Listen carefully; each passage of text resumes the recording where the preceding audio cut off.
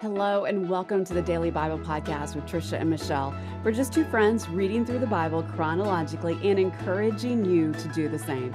You can follow us on Instagram or Facebook, Daily Bible Podcast, or go to our website, dailybiblepodcast.net. We are going through the 1-year chronological Bible, and we have links for that in our show notes and also at our website. And if you're on Facebook, be sure to check out our community group. Just look for Daily Bible Podcast, and we would love to have you there. And you know what? If you're in our community on Facebook, why don't you just drop in the comment section, like, what do you think about sin? What is Mm. sin to you? Like what does that look like and how has some of our readings affected you? Because some of these readings have been pretty tough when Isaiah is Yes. talking about sin. So I'm just curious what you're thinking about it. Okay, so we are reading Isaiah 58, 59, 60, 61, 62, and the first 14 verses of 63. We're deep into Isaiah, We very are. deep into Isaiah.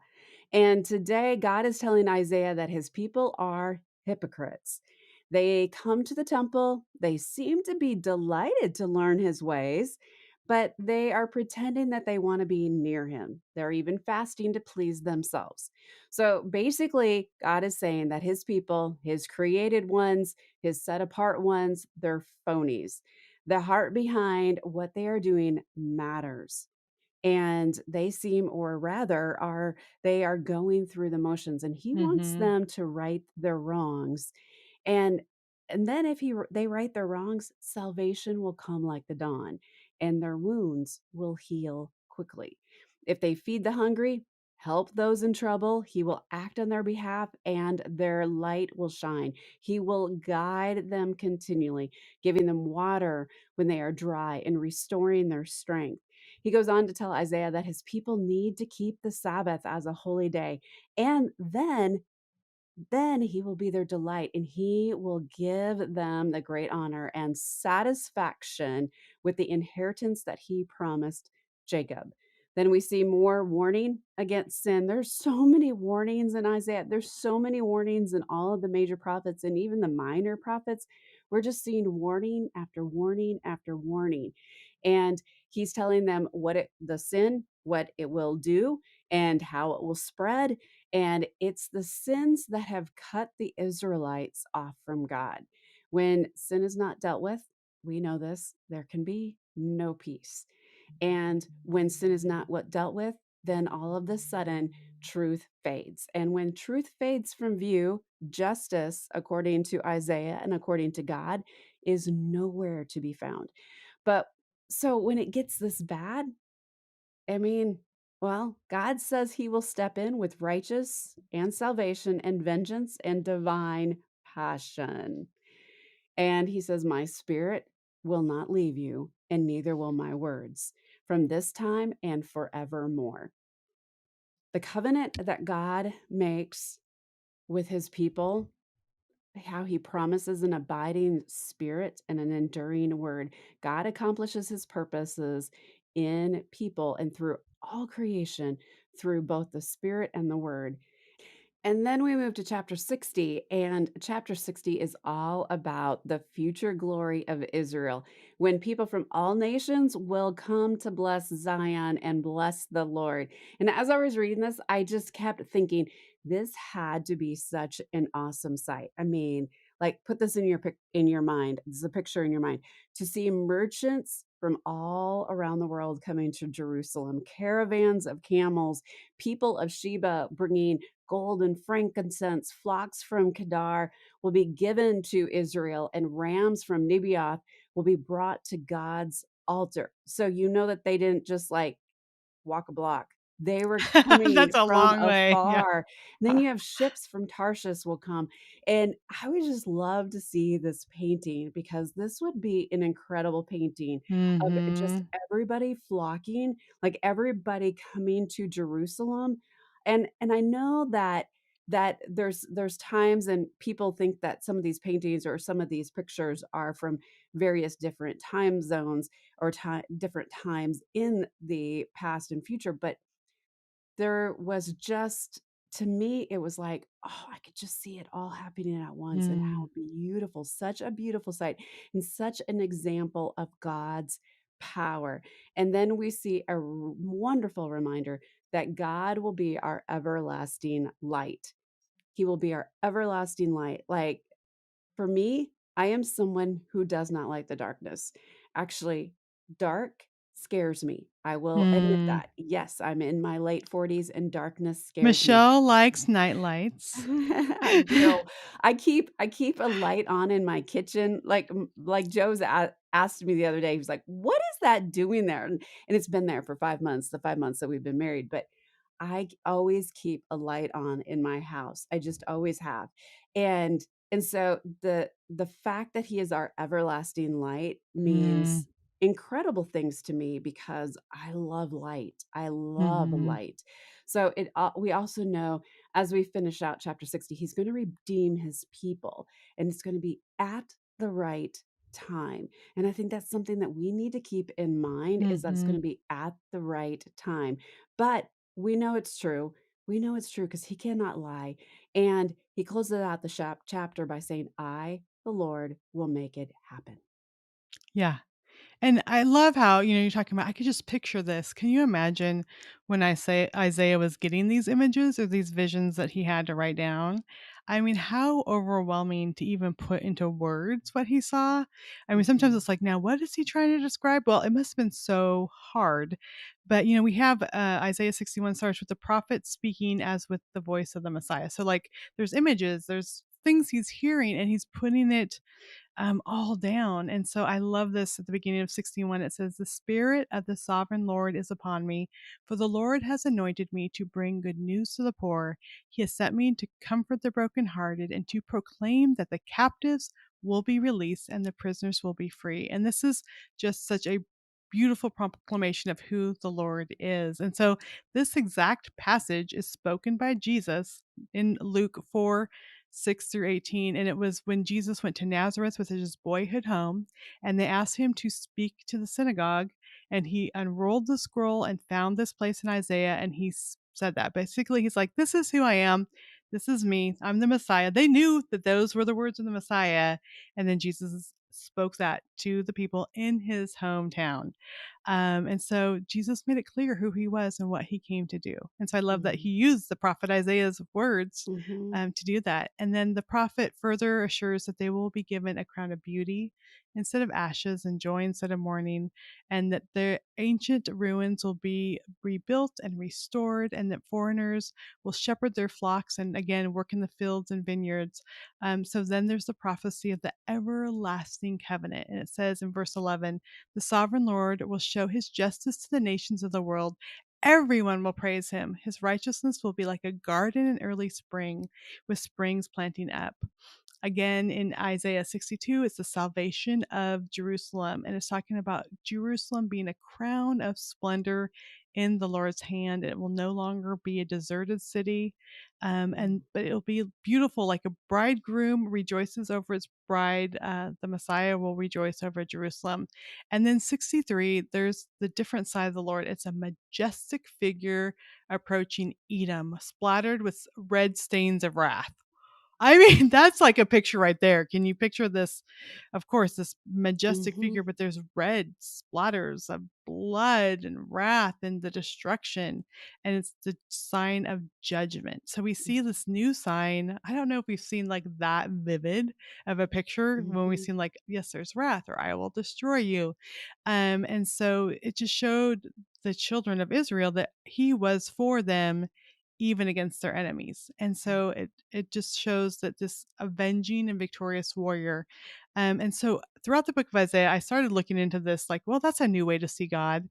I'm not going to list all of them. There are 29 different Mm. um, attributes to God or ways that he is seen. So I'll just pick some. The Holy One of Israel, the branch of the Lord, a great light, like you were just mentioning, a wonderful counselor, a righteous king, a friend of Abraham, the first and the last, the resurrected redeemer, and then today, and the avenging and victorious warrior. It just shows us that God is just showing layer upon layer of who he is in these images and these pictures.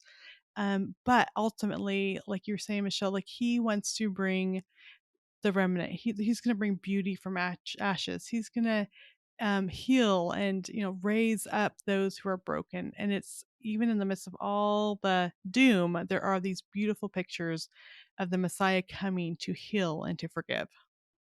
I love how you talk about layer upon layer because that's something when Joe and my conversation after church yesterday, as we were talking through the sermon, I brought in just what we've been learning about Mm-hmm. through Isaiah and through the other prophets, and I said it's like we're seeing layer upon layer, and we know that whatever destruction comes then, and even now, like whatever dooming destruction were to happen, we know layer upon layer, like the more layers that are to this, the bigger God's glory is. Mm-hmm. And it doesn't make sense in our minds why he's doing what he's doing. But we read earlier in Isaiah that his thoughts are so much bigger than our thoughts. His ways are so much more than our ways. And so there's layer upon layer of who he is. There's layer upon layer of our sin. Mm-hmm. There's so many layers of so many different things. Mhm. And like individuals, all of us, Yeah, everyone that's listening now, God is at work in different ways in their lives. Our mind, I think the more we dig into God's word and realize all these layers, and then that applies to each of us now, it's just like our minds are blown, which we will never be able to understand God. But the mhm, more we understand, then the more we realize how much we don't understand and we can't even right. comprehend all that God is. Yeah, yeah, he is so great. We're not gonna comprehend it No. until yeah, I was gonna say until we get to heaven, and even then, We'll we're get a still the glimpse of it. created ones. Yeah. Yeah. I mean, we're gonna see so much more than what we see now. I don't know, maybe there's a scholar listening that's like, "Oh, no, you'll see a whole lot." I mean, we know we'll see so much more, and we'll be able to be like, "Wow." But to know the mind of God, I don't know. And maybe That's we'll just something. spend eternity just discovering Yeah, more and more. yeah. Yeah. Well, we need to ponder that, I guess, a little bit. Take a break and get a cup of coffee or a glass of water. Come back. We're going to hear from our sponsor right now, and then we'll have the word of the day next. So stay tuned.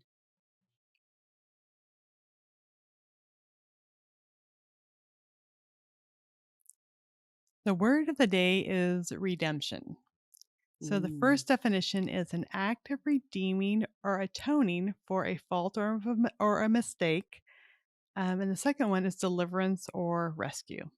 So these chapters they speak of sin and the failure of God's mhm, people over and over, and then the judgment they will face. But the story doesn't end there, and ultimately, like we were just saying, God's enduring mercy is greater than the sin.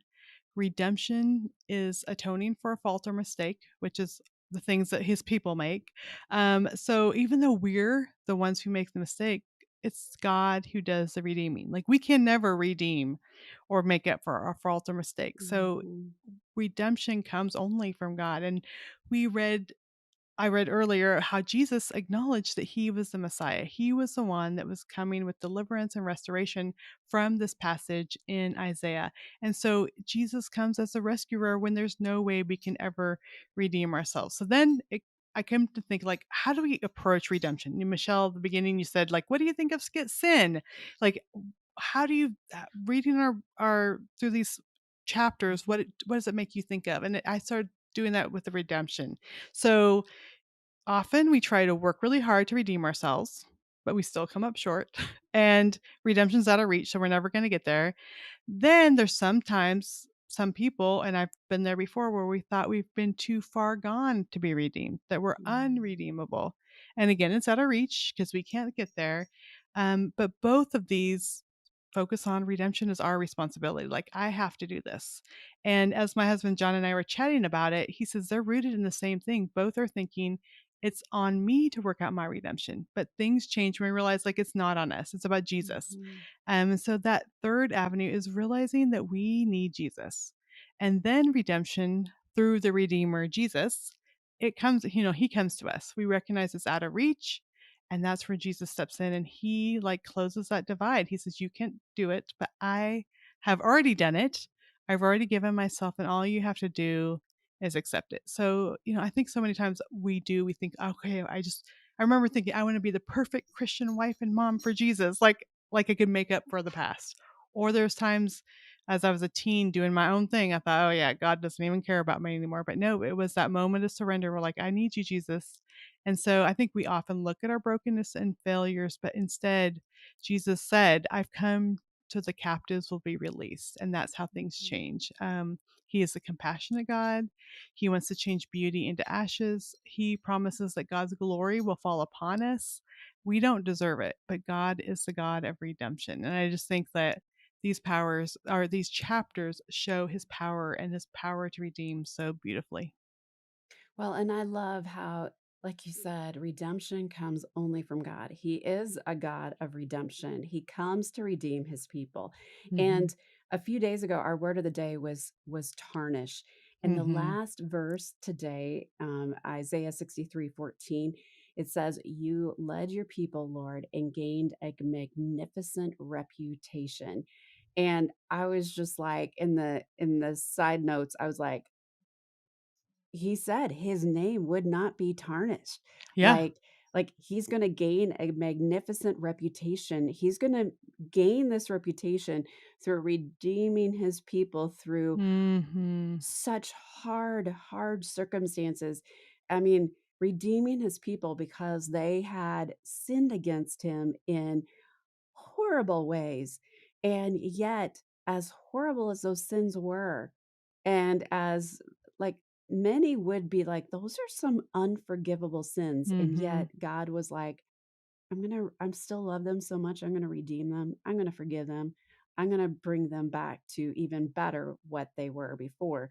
And again, it all comes back to my name will get a Mhm. magnificent reputation. Yeah, and just that we have the chance to realize, like, once we get to the place where we're like, I can't do anything, and then just accept who God is and that He is our Redeemer. But not only do we get redemption, there's that list of names. Like, He's our mighty God, He's the all comforting God, He's the righteous King, He's the forgiver of sins. Like, He's like, you get this. And everything behind door number one, door number two, door number, like, it's so much. The redemption is, of course, for our sin to save us from eternal destruction, but also all the benefits of just having that relationship with God. Mhm. So important. Trisha, can you pray for us as we go about our day and that we would just Mhm. live as redeemed people? Yeah.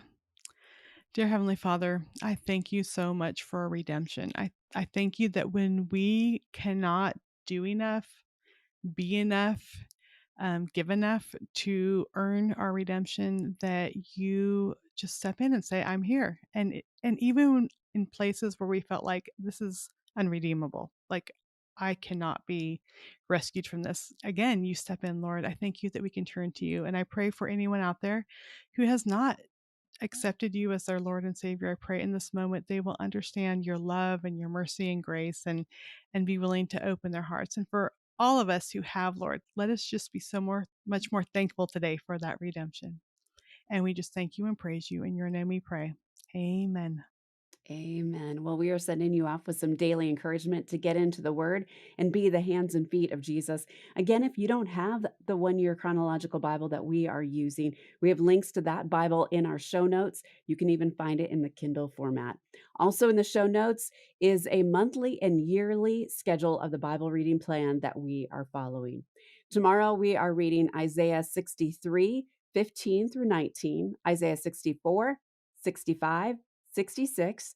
Then we head back to Second Kings 20, verses 20 and 21, and Second Chronicles 32, verses 32 through 33.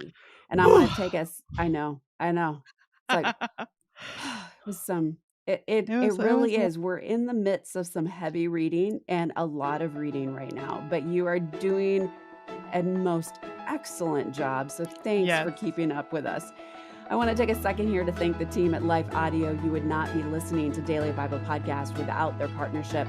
Go to lifeaudio.com and you'll find other great podcasts that are definitely and guaranteed going to strengthen you in your walk with God. And we'll see you here tomorrow. Bye bye.